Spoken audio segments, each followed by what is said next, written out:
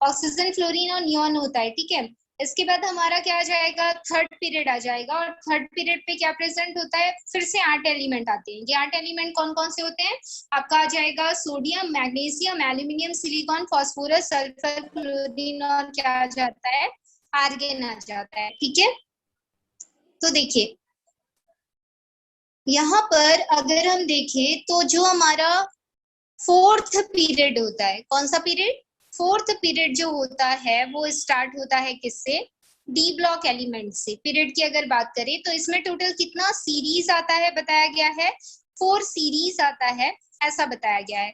तो fourth period आएगा, एक आपका क्या आ जाएगा, फिफ्थ पीरियड आएगा, इसके बाद सिक्स्थ पीरियड आ जाएगा, और फिर आपका आ जाएगा सेवेंथ पीरियड, ठीक है। तो अब देखिए टोटल कितना सीरीज है, आ गया, 5 आ गया, 6 आ गया, 7 आ गया, टोटल कितने सीरीज हो गए, 4 सीरीज हो गए। इस वजह से बोला जाता है कि इन अ डी ब्लॉक एलिमेंट टोटल कितने सीरीज प्रेजेंट होते हैं, 4 सीरीज प्रेजेंट होते हैं। अगर मैं यहाँ पे आपको बताऊं किसके बारे में, फोर्थ सीरीज के बारे में बताया जाए, तो इसमें टोटल जो डी ब्लॉक एलिमेंट हैं 3 to 12 के बारे में अगर डिस्कस करें तो ये 10 एलिमेंट कौन कौन से हो जाएंगे आपके, स्कैंडियम तो जिंक हो जाएंगे, ठीक है। स्कैंडियम, टाइटेनियम आ जाएगा, वैनेडियम आ जाएगा, क्रोमियम, मैग्नीज, आयरन, कोबाल्ट, निकल, कॉपर और जिंक आ जाएंगे, ठीक। इसके बाद नीचे आप आओगे तो होता क्या है, टोटल आपके अदर एलिमेंट आते हैं जो कि कहाँ से होते हैं, इट्रियम से होते हैं, कहाँ तक, लगभग कैडमियम तक होते हैं, ठीक है, इट्रियम से कैडमियम तक। और उसके बाद सीधा नीचे आओगे तो लैंथेनॉइड आएगा, और लैंथेनॉइड के नीचे क्या आ जाएगा, एक्टेनॉइड आ जाएगा, ठीक है। इसके आगे के एलिमेंट देख लीजिएगा, लेंथिनम के आगे शायद खत्म होता है ये, मरकरी पे शायद खत्म होगा, ठीक है।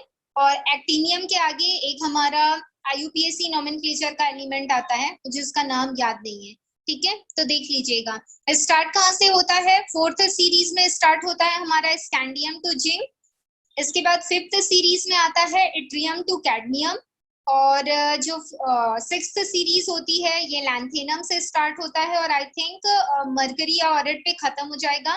और जो आपका सेवेंथ सीरीज होता है ये एक्टिनियम से स्टार्ट होके किसी भी आईयूपीएसी नोमेनक्लेचर वाले एलिमेंट के साथ क्या हो जाता है, खत्म हो जाता है, ठीक। इसमें मोस्ट इम्पोर्टेंट आपके लिए होता है ये फोर्थ पीरियड का एलिमेंट, इसी एक पीरियड को आपको सबसे अच्छे से पढ़ना है, बिकॉज ये फोर्थ पीरियड बहुत सारे कॉम्प्लेक्सेस को बनाता है, और इसी फोर्थ पीरियड से हम डी ब्लॉक कैरेक्टर के बारे में देखते हैं। तो फोर्थ पीरियड में मैंने आपको पहले भी बोला था कि आप 1 to कितना 30 एटॉमिक नंबर क्या करोगे, याद करके आपको रखना है। तो 1 to 30 में 20 तक तो मैंने आपको बता दिया। अब 21 से अगर 30 की अगर हम बात करें तो क्या क्या आ जाएगा हमारे पास, स्कैंडियम आता है, देन टाइटेनियम, फिर वैनेडियम आ जाएगा, क्रोमियम और मैग्नीज, ये 5 एलिमेंट आ जाएंगे। और एक आपका होता है आयरन, फिर आता है आपका कोबाल्ट, निकेल और एक कॉपर, और उसके बाद आएगा जिंक। ये आपका 21, 22, 23, 24, 25, 26, 27, 28, 29, 30, ठीक है। 30 तक के एलिमेंट आ गए। तो कहाँ से कहाँ तक हुए ये, स्कैंडियम से कहाँ तक हो जाएंगे हमारे पास, जिंक तक हो जाएंगे, ठीक है। तो इन फोर्थ पीरियड के जो एलिमेंट्स हैं उसके बारे में आपको याद रखना है। कुछ एलिमेंट यहाँ पे और बताए जा रहे हैं, उनके कैरेक्टर्स भी बताए गए हैं यहाँ पे। तो उन कैरेक्टर्स के बारे में भी क्या करते हैं, डिस्कस कर लेते हैं। तो देखिए सबसे पहला कैरेक्टर ये बताया गया है कि जितने भी हमारे डी ब्लॉक एलिमेंट होते हैं सारे के सारे क्या होते हैं, मेटल्स होते हैं, ठीक है। जितने भी डी ब्लॉक एलिमेंट होते हैं सारे के सारे मेटल होते हैं, और ये सभी काफी हार्ड या स्ट्रॉन्ग मेटल होते हैं। और ये हार्ड मेटल का जो मेल्टिंग और बॉइलिंग पॉइंट होता है वो काफी ज्यादा हाई होता है। क्या क्यों ऐसा होता है, बिकॉज वो मेटल काफी ज्यादा हार्ड होता है इसकी वजह से। क्योंकि सॉफ्ट मेटल में हमने अल्कलाइन अर्थ मेटल्स और अल्कलाइन मेटल्स का देखा था, उसका जो बॉइलिंग और मेल्टिंग पॉइंट होता है वो कैसा होता है, काफी कम होता है, क्योंकि वो सॉफ्ट सॉलिड की कैटेगरी में आते हैं और ये हार्ड सॉलिड की कैटेगरी में आते हैं, जिसकी वजह से इनका मेल्टिंग और बॉइलिंग पॉइंट काफी ज्यादा क्या होता है, हाई होता है, ठीक। जितने भी हमारे ब्लॉक एलिमेंट्स होते हैं सारे के सारे क्या होते हैं, कलर्ड होते हैं, ठीक है। नॉर्मली कुछ कॉम्प्लेक्सेस नेचर पे फाउंड होंगे जो आपको क्या देंगे, कलर देंगे। इसके अलावा इनका इलेक्ट्रॉनिक कॉन्फ़िगरेशन D1 से कहाँ तक होता है, D2 तक होता है, दैट मीन्स इसका ऑक्सीजन स्टेट आएगा वो क्या होगा, काफी ज्यादा वेरिएबल होगा, कोई +2 शो करेगा, कोई +3 शो करेगा, कोई +6 शो करेगा। इस हिसाब से उनका ऑक्सीजन स्टेट में काफी ज्यादा वेरिएशंस देखने को मिलते हैं। ठीक है, अब इसमें एक कैरेक्टर बताया गया है कि जितने भी डी ब्लॉक एलिमेंट होते हैं ये पैरामैग्नेटिक इन नेचर होते हैं। इसको आपको समझने के लिए आप इस पैरामैग्नेटिक नेचर को आप इतना जान लीजिए कि जितने भी डी ब्लॉक एलिमेंट्स होते हैं अगर मैग्नेटिक फील्ड इनके अराउंड में जनरेट करोगे तो ये different type of magnetic nature को क्या करते हैं, शो करते हैं, जिसमें एक आपका होता है पैरामैग्नेटिक नेचर और एक आपका होता है डायमैग्नेटिक नेचर। ठीक है, ये नेचर कैसे शो होता है, 4th चैप्टर जब आप पढ़ेंगे एमओटी डायग्राम उसमें मैं आपको बताऊंगी कि पैरामैग्नेटिक नेचर और डायमैग्नेटिक नेचर क्या होता है। इसमें सिर्फ आप इतना समझिए कि जितने भी हमारे डी ब्लॉक एलिमेंट्स होते हैं अगर इनके सराउंड्स में हम क्या क्रिएट करते हैं, मैग्नेटिक फील्ड जनरेट करते हैं, तो वो कौन से नेचर को शो करता है, पैरामैग्नेटिक नेचर को शो करता है। ठीक है, नेक्स्ट यहाँ पे बताया जा रहा है कि जितने भी हमारे डी ब्लॉक एलिमेंट होंगे like iron, cobalt, nickel, manganese, chromium, platinum, vanadium etcetera, ये एक कैटलिस्ट का बिहेवियर शो करते हैं। कैटलिस्ट किसको बोला जाता है, ऐसा कोई भी केमिकल या मेटल जो कि किसी केमिकल रिएक्शन के रेट को क्या कर दे, बढ़ा दे, उसको क्या बोला जाता है, कैटलिस्ट बोला जाता है।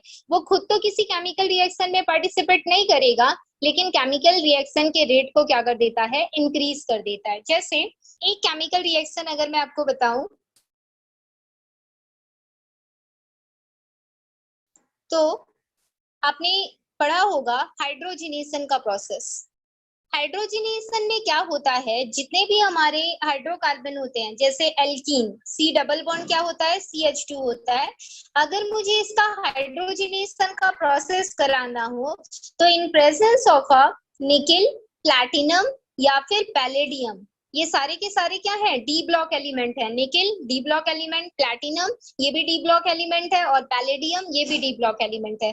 इन तीनों में से किसी के भी प्रेजेंस में हमारा कौन सा प्रोसेस होता है, हाइड्रोजिनेशन का प्रोसेस होता है। अगर ये तीनों प्रेजेंट ना हो तो ये हाइड्रोजिनेशन का प्रोसेस क्या होगा, होगा तो, लेकिन इसके होने में बहुत ज्यादा क्या लग जाएगा, टाइम लग जाएगा।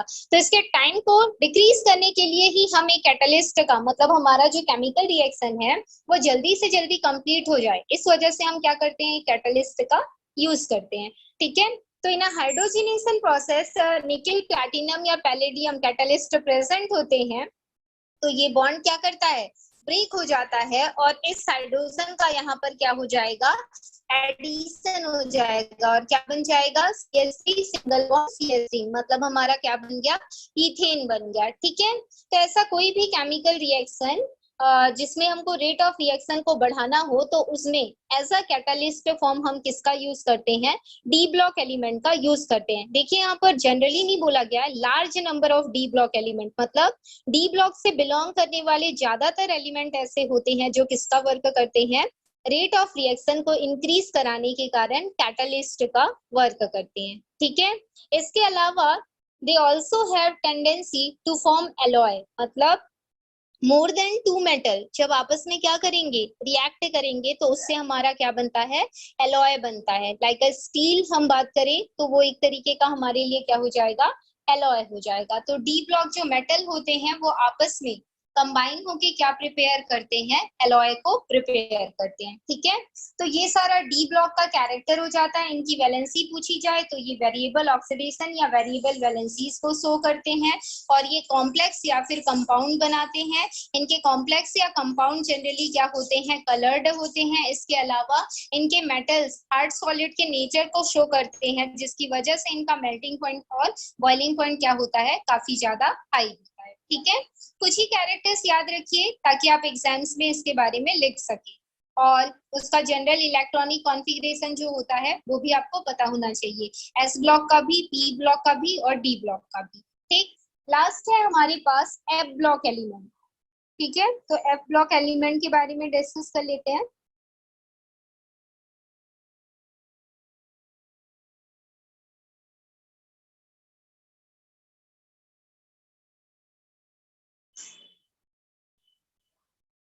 तो देखिए ये हमारा कौन सा ब्लॉक का एलिमेंट हो जाएगा, एफ ब्लॉक का एलिमेंट हो जाएगा। एफ ब्लॉक जो मैंने आपको बताया था, नीचे हमारे क्या प्रेजेंट होते हैं, लैंथेनॉइड्स और एक्टिनॉइड सीरीज जो प्रेजेंट होता है, 14 एलिमेंट का जो ग्रुप होता है। लैंथेनॉइड यहाँ पे आपको दिख रहा होगा, 58 से 71 जो एटॉमिक नंबर आता है, टोटल 14 एलिमेंट आते हैं, उनको लैंथेनॉइड सीरीज बोला जाता है। और 90 से 103 तक के एलिमेंट जो आते हैं, मतलब ये स्टार्ट कहाँ से होता है, 14 का मतलब है ये कहाँ से स्टार्ट होगा, F1 से स्टार्ट होगा और F14 पे क्या हो जाएगा, खत्म हो जाएगा। इस वजह से लैंथेनॉइड सीरीज पे ये आई थिंक 4F की सीरीज होती है, और नीचे आपकी जो किसकी आती है, एक्टिनॉइड की आती है, ये किसकी सीरीज होती है, 5F की सीरीज होती है। ठीक है, मतलब ये भी F1 से कहाँ पे F14 तक जाएगी, लेकिन ये 5F के सीरीज में आएंगे और ये किस में आएंगे, 4F के सीरीज में आएंगे। ठीक है, तो 4F सीरीज वाले को क्या बोला जाता है, लैंथेनॉइड बोला जाता है, और 5F सीरीज वाले को क्या बोला जाता है, एक्टिनॉइड सीरीज बोला जाता है, क्योंकि ये सीरीज एफ ब्लॉक एलिमेंट की सीरीज लैंथेनॉइड और एक्टिनॉइड से क्या हो जाती है, सेपरेट हो जाती है। ठीक है, तो देखिए इसके अलावा जो भी हमारे एफ ब्लॉक एलिमेंट होते हैं, इनको इनर ट्रांजिशन एलिमेंट भी बोला जाता है। मतलब इनमें कुछ कुछ कैरेक्टर जो ट्रांजिशन मेटल्स के होते हैं वो भी प्रेजेंट होते हैं, और ये सबसे अंदर प्रेजेंट होता है। ये जो सबसेल होता है ना, एकदम अंदर की तरफ, न्यूक्लियस के अंदर की तरफ प्रेजेंट होता है। इस वजह से इनको इनर ट्रांजिशन एलिमेंट भी क्या के फॉर्म पे क्या किया जाता है, शो किया जाता है। ठीक है, और इसमें देखिए जनरली इसका इलेक्ट्रॉनिक कॉन्फ़िगरेशन, जैसे आप डी ब्लॉक पे n-1 लेते हो, तो यहाँ पर आपको क्या लेना है, n-2 लेना है। n-2 का मतलब देखो,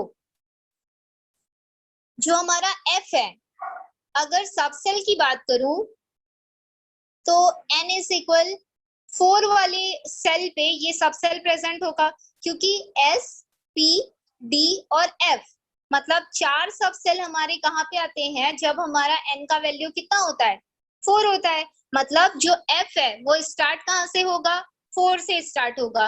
मतलब n के फॉर अ F n की मिनिमम वैल्यू कितनी होगी, 4 होगी। जैसे S के लिए n की मिनिमम वैल्यू कितनी होती है, 1 होती है। P के लिए n की मिनिमम वैल्यू कितनी होती है, 2 होती है। और D के लिए n की मिनिमम वैल्यू कितनी होती है, 3 होती है। इससे आगे जितना भी वो जा सकता है, लेकिन मिनिमम वैल्यू आपको भूलना नहीं है। क्यों इसकी वैल्यू 1 क्यों होती है, क्योंकि ये फर्स्ट सब सेल से बिलोंग करता है, ये सेकंड सब सेल से बिलोंग करता है, और ये थर्ड सब सेल से सेल से बिलोंग करता है। और जो हमारा F होता है, इसके लिए n की मिनिमम वैल्यू कितनी होती है, मैंने बताया 4 होती है। 4 क्यों होती है, क्योंकि ये फोर्थ सेल से क्या करता है, बिलोंग करता है। ठीक है, फोर्थ सेल के अंदर 4 सब सेल आते हैं, एक हमारा S होता है, फिर P होता है, फिर D होता है, फिर F होता है। ठीक है, और जो हमारा थर्ड सेल होता है उसमें S, P, D 3 सेल आते हैं, और जो हमारा सेकंड सेल होता है उसमें 2 सब सेल आते हैं, S और P। और जो फर्स्ट सेल होता है उसमें एक ही सब सेल आता है, कौन सा वाला, S वाला। हमने स्टडी पे यही देखा था, और इसी की वजह से जो हमारा F होता है उसके लिए n की मिनिमम वैल्यू कितनी होती है, 4 होती है। मतलब जो उसका सेल नंबर होगा वही n का क्या होगा, वैल्यू होगा फॉर S, P, D और F के लिए। ठीक, इस बात को याद रखिएगा। अब इसके जनरल इलेक्ट्रॉनिक कॉन्फ़िगरेशन अगर आप देखोगे तो देखिए इसका जनरल इलेक्ट्रॉनिक कॉन्फ़िगरेशन कैसे लिखा हुआ है, उसके बारे में एक बार डिस्कस कर लेते हैं। तो देखो ये क्या लिखा है, n-2 कहाँ से कहाँ तक लिखा है, F1 to 14 तक होता है। ठीक है, इसके आगे लिखा है n-1 D, ये 1 से कहाँ तक, 0 से 1 तक होगा बोल के लिखा है। मतलब हमको इसमें 10 फिल नहीं करना है, 0 से 1 मतलब मिनिमम आप इसमें 0 रख सकते हो, या फिर क्या रख सकते हो, 1 रख सकते हो। इसके बाद NH2, अब देखो होगा क्या। अब ये वैल्यू मुझे कितना लेना है, 4 लेना है, मुझे ये बात पता है। मतलब मेरी n की वैल्यू कितनी होगी तो मुझे 4 मिलेगा। अगर मेरे n की वैल्यू कितनी होगी, 6 होगी, तो मुझे कितना मिलेगा, 4 मिलेगा। मतलब यहाँ पर S के लिए n की वैल्यू कितनी हो जाएगी, 6। अब यहाँ पे 6 - 1 करो, मतलब D के लिए क्या हो जाएगा, 5। और यहाँ पे 6 माइनस क्या करोगे, 2 करोगे, तो वैल्यू कितना आएगा, 4 आएगा। ठीक है, आपको ऐसे समझना है। मतलब इन एफ ब्लॉक एलिमेंट जो S सबसेल होता है वो 6S होगा, जो D सबसेल होता है वो 5D होगा, और जो F आएगा वो क्या होगा, 4F होगा। ठीक है, जब मैं कोई कॉन्फ़िगरेशन करूंगी तो S पे तो 2 इलेक्ट्रॉन आएंगे, क्योंकि इसके जनरल इलेक्ट्रॉनिक कॉन्फ़िगरेशन पे 2 इलेक्ट्रॉन फिल है, और S पे 2 इलेक्ट्रॉन आने के बाद इलेक्ट्रॉन कहाँ पे जाएगा, D पे जाएगा। D पे क्या है, 5D लिखा हुआ है। अब 5D लिखा हुआ है तो D पे कितना इलेक्ट्रॉन जाएगा, या तो 0 इलेक्ट्रॉन रह सकता है, या तो मैक्सिमम में कितना इलेक्ट्रॉन रह सकता है, 1। याद रखिएगा, ये नॉर्मल डी से अलग होता है। ये जो कॉन्फ़िगरेशन आप देख रहे हो, नॉर्मल डी में कहां से कहां जाता है, 1 to 10 जाता है। ये कब होता है, जब मैं डी ब्लॉक की बात करती हूँ। ठीक है, लेकिन एफ ब्लॉक में ऐसा नहीं होता है। इन्हीं डिफरेंट कॉन्फ़िगरेशन की वजह से ही उसको किस में रखा गया है, एफ ब्लॉक में रखा गया है। इस बात को याद रखिएगा। तो इन अ जनरल इलेक्ट्रॉनिक कॉन्फ़िगरेशन हमको ये बात आइडेंटिफाई कर दी जाती है कि डी में मिनिमम कितने रह सकते हैं, 0, या फिर मैक्सिमम कितने रह सकते हैं, 1 इलेक्ट्रॉन। और जैसे इसमें क्या 1 इलेक्ट्रॉन आ गया, तब मुझे इलेक्ट्रॉन को भेजना है, जो मेरा 4F है उस पे मुझे इलेक्ट्रॉन को क्या करना है, भेजना है। ठीक है, और इसी हिसाब से F1 से लेकर F14 तक का आपका कॉन्फ़िगरेशन होगा। मतलब कॉन्फ़िगरेशन में क्या आएगा, जो आपके 14th लैंथेनॉइड सीरीज है, लैंथेनॉइड सीरीज है, इसमें कॉन्फ़िगरेशन कैसा आएगा, पहले 4F, फिर आएगा 5D, और इसके बाद आएगा क्या, 6S। अब लिखने का तरीका ऐसा है, लेकिन क्योंकि जनरल इलेक्ट्रॉनिक कॉन्फ़िगरेशन ऐसा ही लिखा हुआ है, इसलिए लिखने का तरीका ऐसा है। और ये 6, 5 और 4 में कैसे लिखे आई आप समझ गए होंगे। अब देखो 6 पे उन्होंने कहा है कि मैक्सिमम 2 हो सकता है, डी पे कितना हो सकता है, 0 या फिर 1, और एफ पे 1 to 14 तक का हो सकता है।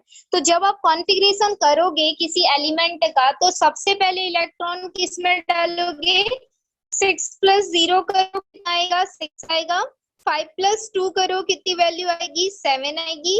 और 4 + 3 करेंगे तो कितनी आएगी, हमारे पास 7 आएगी। अब देखो यहाँ पे 7 7 आ रहा है, इसका मतलब ये दोनों एक दूसरे को क्या कर रहे हैं, आमने सामने आ रहे हैं। तब हम किसकी वैल्यू देखते हैं, एन की वैल्यू देखते हैं, N+L रूल के बेस पे। तो एन की वैल्यू किसकी कम है इन दोनों में, अगर हम देखें तो एन की वैल्यू हमारे पास किसकी कम है, 4 की कम है, और 5 की क्या है, ज्यादा है। तो जिसकी कम है उस पे पहले इलेक्ट्रॉन जाएगा, और जिसकी ज्यादा है उसमें बाद में इलेक्ट्रॉन जाएगा। इस बात को याद रखिएगा, और इस बेस पे आप क्या करोगे, इसके इलेक्ट्रॉनिक कॉन्फ़िगरेशन को फिल करोगे। जनरली पूछा नहीं जाता है, लेकिन आपको पता होना चाहिए। जैसे जनरल इलेक्ट्रॉनिक कॉन्फ़िगरेशन अगर किसी एग्जाम में पूछ दिया गया, तो आप उसको कैसे कैलकुलेट कर सकते हो, उसको लिखने का तरीका क्या होता है। तो सबसे पहले एफ वाले जो ब्लॉक होते हैं उसका रिप्रेजेंटेशन किया जाता है, फिर डी ब्लॉक का, और उसके बाद एनएस ब्लॉक का। और इन एफ ब्लॉक एलिमेंट की जब बात की जा रही है, तो डी में मिनिमम 0 और मैक्सिमम कितने इलेक्ट्रॉन आ सकते हैं,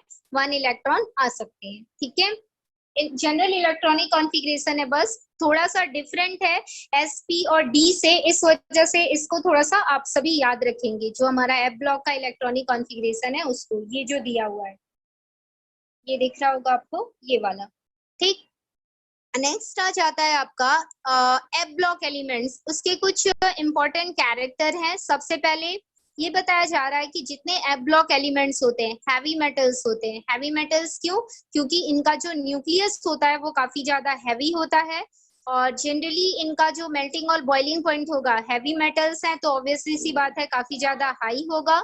और डी ब्लॉक एलिमेंट्स के जैसे ये भी क्या बनाते हैं, कॉम्प्लेक्स बनाते हैं, और साथ में इनमें भी वेरिएबल ऑक्सीडेशन स्टेट। और जनरली कौन सा ऑक्सीडेशन स्टेट होता है पूछा जाएगा, तो इन अ लैंथेनॉइड और एक्टिनॉइड जनरली वो +3 ऑक्सीडेशन स्टेट में कैसे रहते हैं, स्टेबल रहते हैं। ठीक है, ये वेरिएबल ऑक्सीडेशन स्टेट तो शो करते ही हैं, लेकिन जनरली +3 ऑक्सीडेशन स्टेट में ये क्या करते हैं, स्टेबल रहते हैं। जो हमारे लैंथेनॉइड और एक्टिनॉइड सीरीज के एलिमेंट होते हैं, वो इनके जो भी कंपाउंड्स आपको मिलेंगे वो भी जनरली कलर्ड होंगे। और इसके अलावा radio active in nature, heavy nucleus या हैवी मेटल होने की वजह से लैंथेनॉइड के कंपैरिजन में एक्टिनॉइड हमारा क्या होगा, ज्यादा हैवी मेटल के कैरेक्टर को रिप्रेजेंट करेगा। तो एक्टिनॉइड के जो एलिमेंट होते हैं वो कौन से नेचर को शो करते हैं, रेडियो एक्टिव नेचर को शो करते हैं। रेडियो एक्टिव किनको बोला जाता है?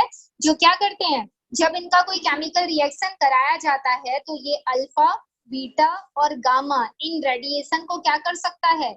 एमिट कर सकता है। तब हम उसको क्या बोलते हैं? रेडियो एक्टिव एलिमेंट बोलते हैं। तो रेडियो एक्टिव इन नेचर कौन से एलिमेंट होते हैं? तो एक्टिनोइड सीरीज के जो एलिमेंट्स होते हैं वो रेडियो एक्टिव नेचर के होते हैं। Radio active nature means alpha beta gamma radiations को ये एमिट कर सकते हैं, ठीक है। और रेडियो एक्टिव नेचर होने का मेन रीजन क्या है? क्योंकि इनका न्यूक्लियस काफी ज्यादा हैवी होता है, और किसी भी केमिकल कंपाउंड में कोई हैवी न्यूक्लियस अगर प्रेजेंट होता है मेटल एटम का, तो जब उसका केमिकल रिएक्शन कराया जाता है तो वो डिफरेंट टाइप ऑफ रेडिएशंस को एमिट करता है। और अगर वो रेडिएशंस को एमिट कर रहा है, इसका मतलब है कि वो रेडियो एक्टिव इन नेचर है, ठीक है।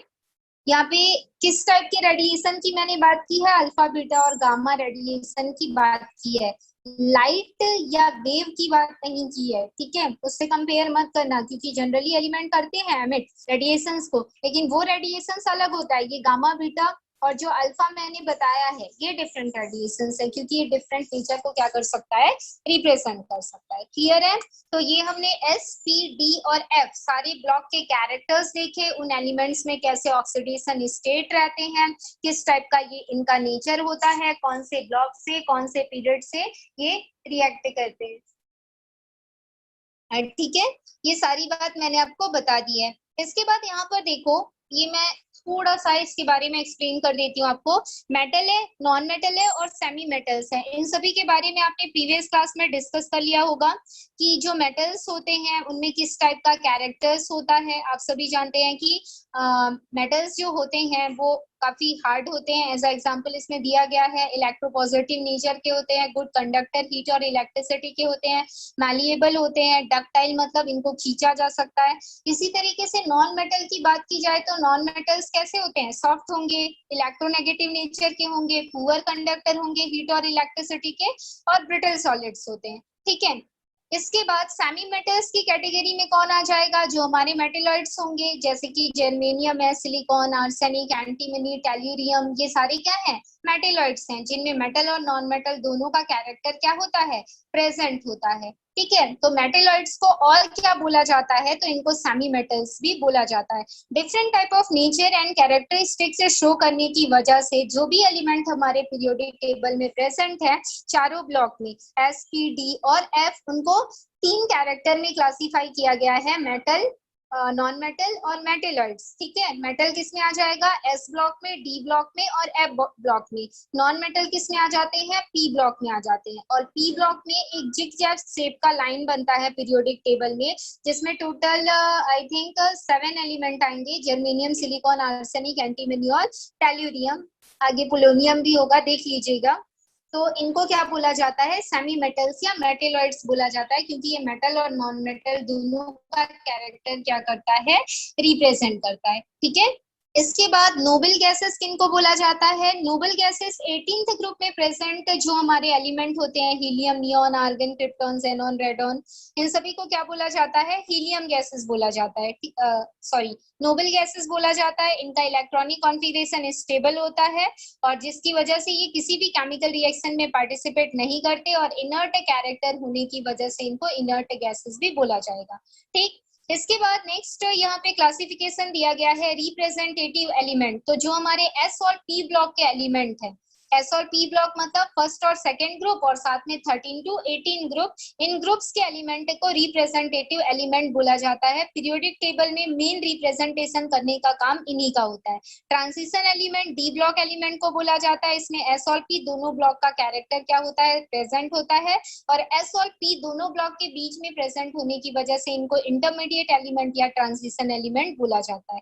देन नेक्स्ट है inner transition element. Inner transition element जो एफ ब्लॉक एलिमेंट है, नीचे हमारे लैंथेनॉइड और एक्टिनॉइड सीरीज के जो एलिमेंट आते हैं 14 का जिनका ग्रुप होता है, उनको इनर ट्रांजिशन एलिमेंट बोला जाता है। इन इलेक्ट्रॉनिक कॉन्फ़िगरेशन ये न्यूक्लियस के काफी बोला जाए अंदर की तरफ प्रेजेंट होता है, जिसकी वजह से इनको इनर ट्रांजिशन एलिमेंट के फॉर्म पे इंडिकेट किया जाता है, ठीक है। तो बहुत सारे जितने भी हमारे पीरियोडिक टेबल के रिप्रेजेंटेशन होते हैं मैंने आपको बता दिए हैं। और अगर आपको एलिमेंट्स का नाम याद करना है तो प्रॉपरली आप एक पोयम बना लीजिए उन एलिमेंट्स को लेते हुए और आप उसका नाम याद कर सकते हो। ठीक है, अपना खुद का एक पोयम आप बना सकते हो। जैसे मैंने आपको फर्स्ट और सेकंड ग्रुप का बताया था वैसे ही 13 to 18 का होता है।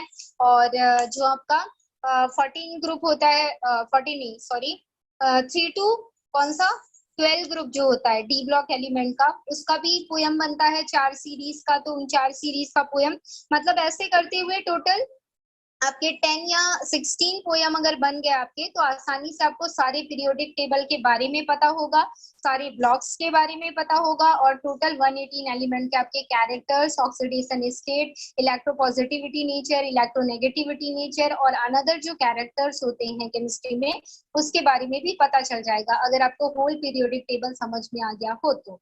ठीक है, तो सारा पीरियोडिक टेबल का जो कॉन्सेप्ट होता है आज यहाँ पे खत्म होता है। इसके बाद पीरियोडिक टेबल के कुछ एडवांटेजेस यहाँ पे बताए गए हैं, इसको आप पढ़ लीजिएगा। मैं आपको डायरेक्ट बताऊंगी IUPAC nomenclature of element with atomic number greater than 100, मतलब ऐसा एलिमेंट जिसका एटॉमिक नंबर 100 से ज्यादा होता है उन एलिमेंट का in a periodic table IUPAC nomenclature किया गया। तो वो नोमेनक्लेचर कैसे किया जाता है उसके बाद हम उसकी फिजिकल प्रॉपर्टीज के बारे में डिस्कस करेंगे। ठीक है, तो आज की क्लास यहीं पे खत्म होती है।